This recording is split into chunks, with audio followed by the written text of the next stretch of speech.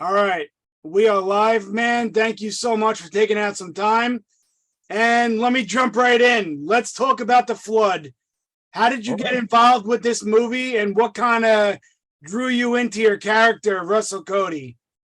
Okay, so I'd done a movie with the producer Damon Hillen and Brandon Slagle, the director, and Louis Mandalore called Battle for Saipan in Thailand.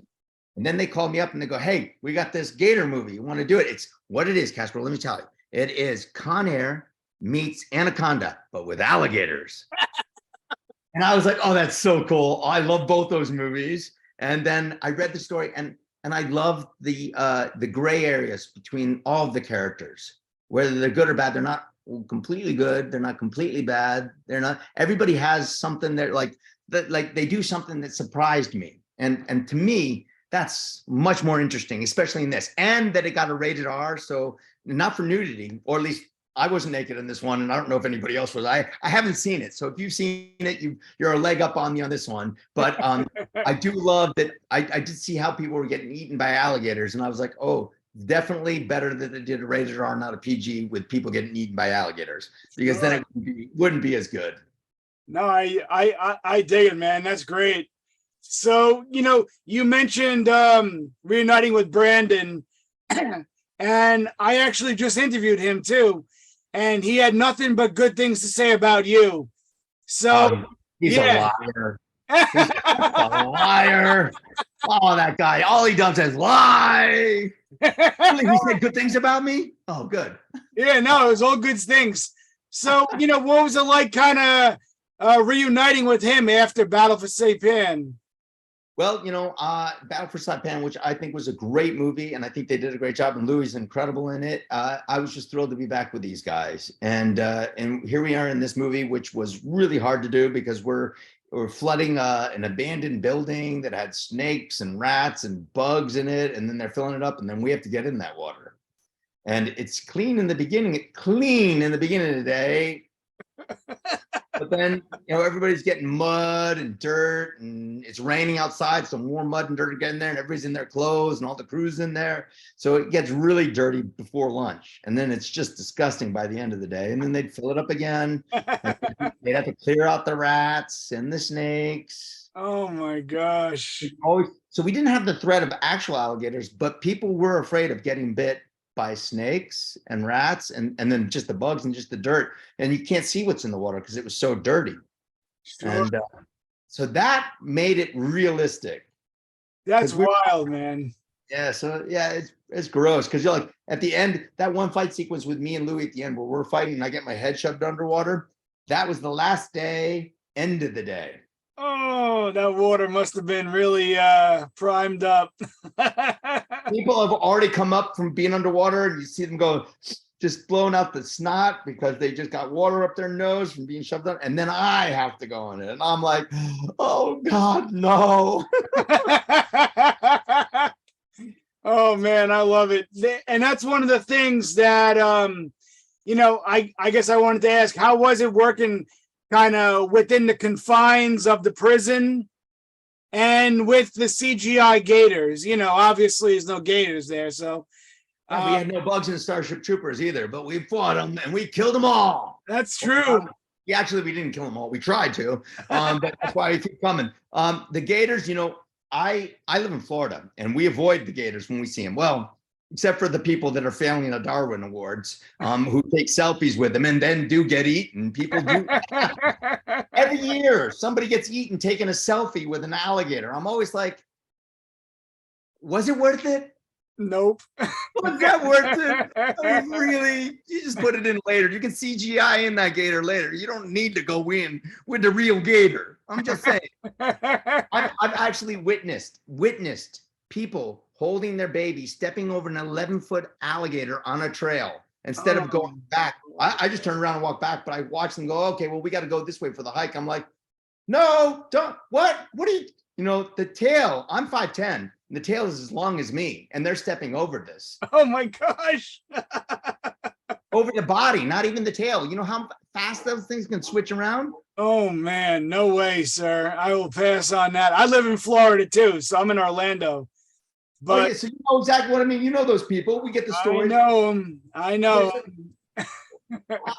I've seen the alligators in my backyard. Sorry, my dogs are barking because my wife just came home. That's okay, my man. We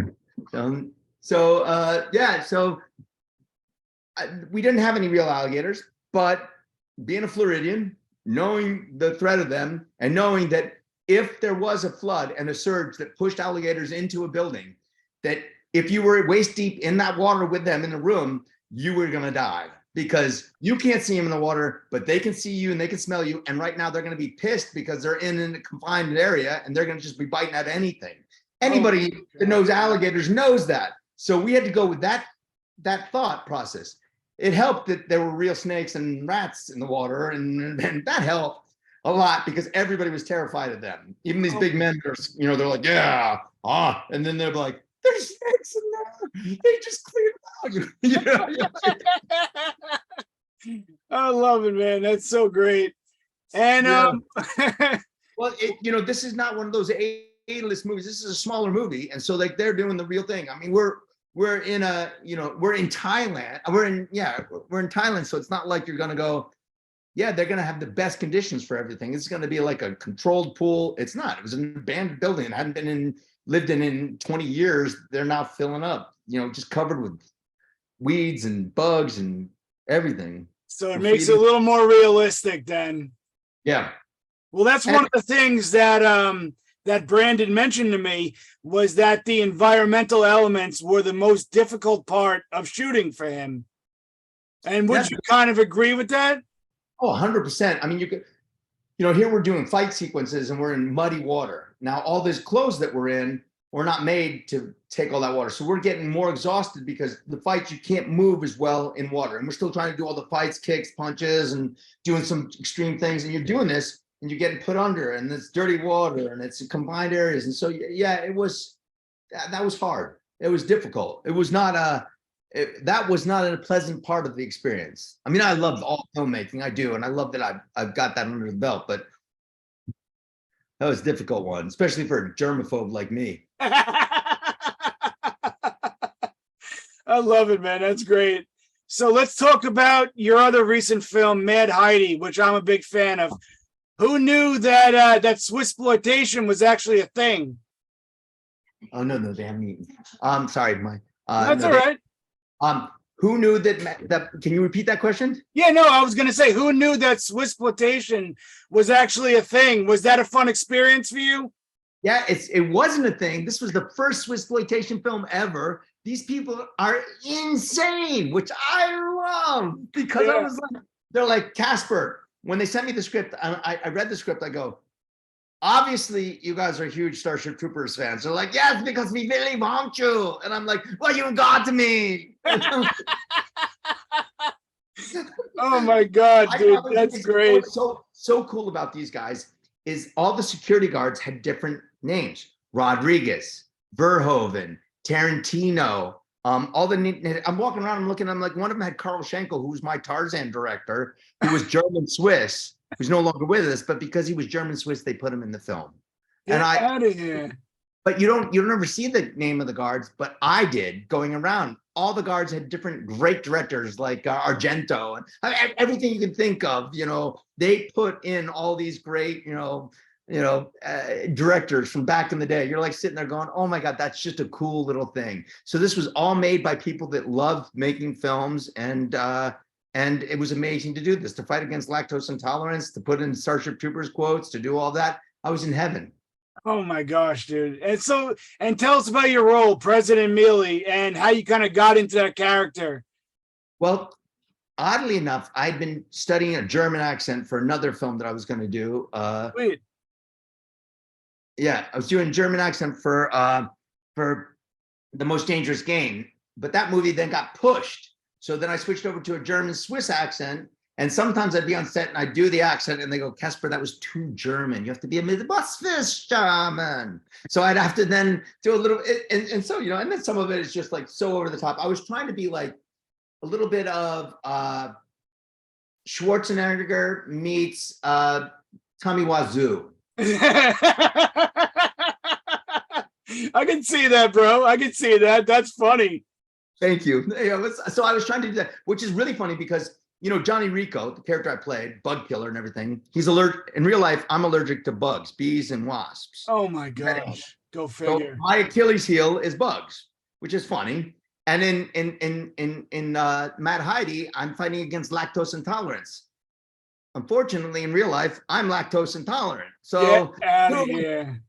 so I have these two roles where I have to do these things. But Oh they're just my funny. gosh. That is hysterical, man. I love it.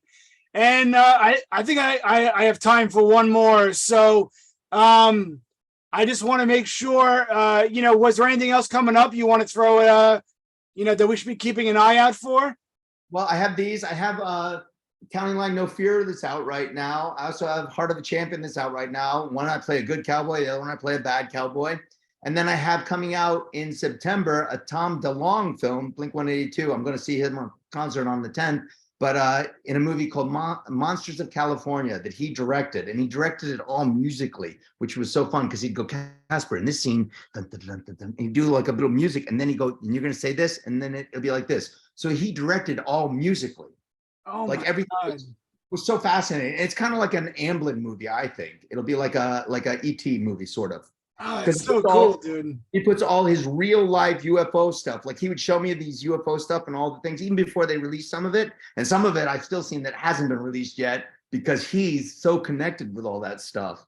Oh man. Everything in the movie is all authentic stuff that has happened in the UFO world. Oh, I love it, dude. That sounds great. Well, listen, I appreciate the time. I don't want to, you know, I don't want to end, but we have to. And I just want to say, hopefully we could chat again soon, not 10 years in between. Yeah, definitely, dude. Definitely. We can definitely, I would love to do that again soon. And so great to see you again. And I'm glad you got caged. I love it, dude. That's the best. All right, man. Have a great day. All right. You too. Take